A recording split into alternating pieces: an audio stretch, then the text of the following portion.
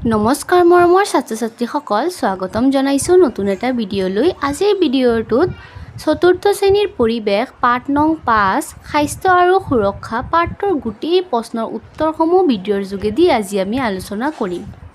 অনুশীলনী 1 নম্বৰ ক প্ৰাথমিক চিকিৎসাৰ বাকচত কি বস্তু ৰাখিব লাগে?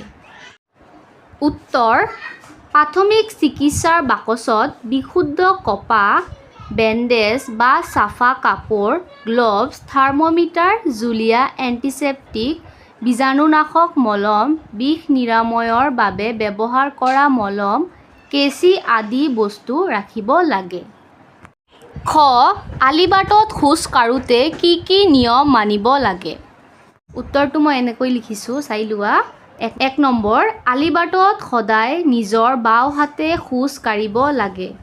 2 নম্বৰ আলিবাট পাৰ হওঁতে প্ৰয়োজন সাপেক্ষে আগলৈ পাছলৈ সোঁফালে আৰু বাওঁফালে চাই লৈ কোনো ধৰণৰ যান-বাহন পাৰ হোৱা উচিত। 3 নম্বৰ আলিবাটত সদায় ট্ৰেফিকৰ সংকেত মানি চলা অতি প্ৰয়োজন। গ যোগাসন আৰু প্ৰাণায়াম কৰিলে কি হয়? উত্তৰ যোগাসন আৰু প্ৰাণায়াম কৰিলে আমাৰ দেহ মন ভালে থাকে। একাগ্ৰতা বৃদ্ধি কৰাত সহায় কৰে।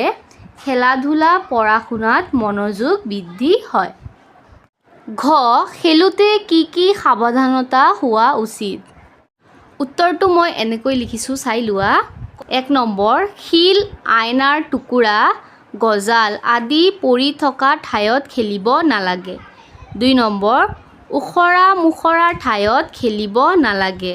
3 নম্বৰ লাঠি, দা, কটাৰী, জুই হাতত লৈ খেলিব নালাগে। 2 নম্বৰ খালী ঠাই পূৰ কৰা। খালী ঠাই পূৰ কৰিব দিছে, মই লিখি ৰাখিছোঁ, চাই লোৱা। ক নম্বৰ শৰীৰত কম পৰিমাণে পোৱা আঘাত, ইয়াত কি হ'ব? প্ৰাথমিক চিকিৎসাৰ দ্বাৰাই ভাল কৰিব পাৰি। খ বেমাৰ-আজাৰ হ'লে আমাৰ শৰীৰটো দুৰ্বল হৈ পৰে। ঘ অকস্মাতে হোৱা দুৰ্ঘটনাই হ'ল আকস্মিক দুৰ্ঘটনা। ঘ তিতা হাতেৰে বৈদ্যুতিক সৰঞ্জাম আৰু চুইচ চুব নালাগে। 3 নম্বৰ শুদ্ধ উত্তৰটো বাছি উলিওৱা। শুদ্ধ উত্তৰটো বাছি উলিয়াই ৰাইট চিন দিব লাগিব আমাক, চাই লোৱা। মই দি ৰাখিছোঁ। ক নম্বৰ চিকিৎসকৰ সহায় নোলোৱাকৈ আঘাত পোৱাৰ লগে লগে কৰা চিকিৎসাক আকস্মিক নাইবা প্ৰাথমিক চিকিৎসা বোলে। এইটো কোনটোত ৰাইট চিন হ'ব? আকস্মিক। খ ওখৰা-মোখৰা ঠাইত খেলিব লাগে নালাগে। এইটো কি ওখৰা-মোখৰা ঠাইত খেলিব নালাগে, তেনেহ'লে এইটো কি হ'ব? উত্তৰটো কোনটোত ৰাইট চিন দিবা? নালাগে। গ আলিবাটত সদায় নিজৰ বাওঁ হাতে সোঁ হাতে খোজ কাঢ়িব লাগে। আমি খোজ কাঢ়োঁতে কোন হাতত আমি খোজ কাঢ়িব লাগে? বাওঁ হাতে। তেনেহ'লে এইটো কোনটোত ৰাইট চিন দিবা? বাওঁ হাতে। ঘ জুইৰ কাষত আঁতৰত বহিব লাগে। জুইৰ কিহত বহিব লাগে? আঁতৰত বহিব লাগে। এইটোত ৰাইট চিন দিবা। 4 নম্বৰ স্বাস্থ্য ভালে ৰাখিবলৈ আমি কি কৰিব লাগে?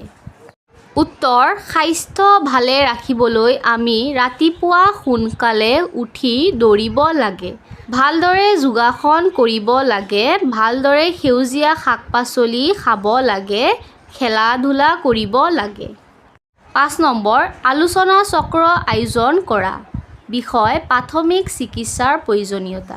এইটো তোমালোকে নিজে কৰিবা। আজিৰ ভিডিঅ'টো ইমানলৈকে আছিল। নেক্সট ভিডিঅ'ত আমি আৰু এটা চেপ্টাৰ আলোচনা কৰিম।